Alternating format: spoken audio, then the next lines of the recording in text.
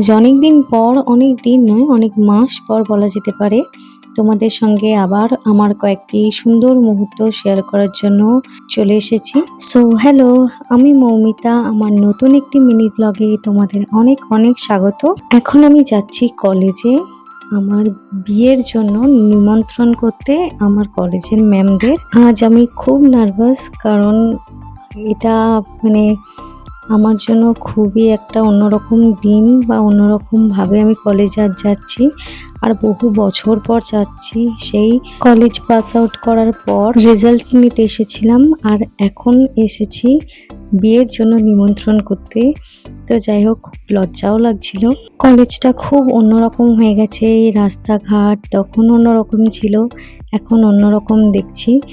তো বছর পাল্টেছে, অনেক কিছুই পাল্টেছে, অনেক নতুন নতুন জিনিস দেখতে পাচ্ছি কলেজে এসে। এন্ট্রান্স দিয়ে ঢুকে মেন বিল্ডিং এর কাছে চলে এসেছি, আর যতটাই এগোচ্ছি ততটাই আরো বেশি নার্ভাস লাগছে।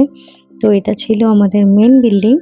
চলো আস্তে আস্তে তোমাদের সবাইকে দেখাবো আমার কলেজটাও।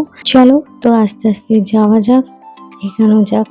আমাদের বিল্ডিংটা, এটা হচ্ছে মেন বিল্ডিং। এখানে আমাদের কোনো ক্লাস হতো না, কিন্তু এইটা দিয়ে যেতে হবে। সোজা গেলেই আমাদের ক্লাসরুমটা পড়বে।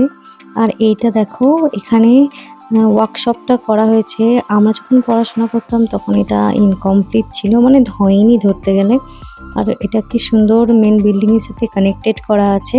বাইরে থেকে এই ওয়ার্কশপটা বেশ সুন্দর লাগছিল। আর সামনে দেখো টবে করে ফুল গাছও বসিয়েছে, বেশ দারুণ লাগছিল। আর সামনে আমাদের গ্রাউন্ড ছিল, এখানে খেলাধুলা হতো, এখনো হচ্ছে দেখছি। এই ওয়ার্কশপের ঠিক পাশেই আমাদের বিল্ডিংটা আছে, অ্যানেক্স বিল্ডিং। তো চলো এবার আমাদের ক্লাসরুমটা যাওয়া যাক।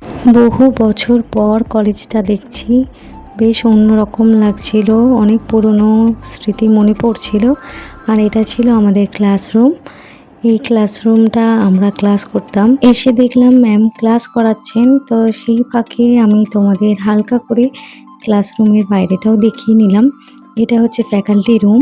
দুই ম্যামকে বলে আবারও শেষবারের মতো এই ক্লাসরুমে বসে ভিডিও করে নিলাম।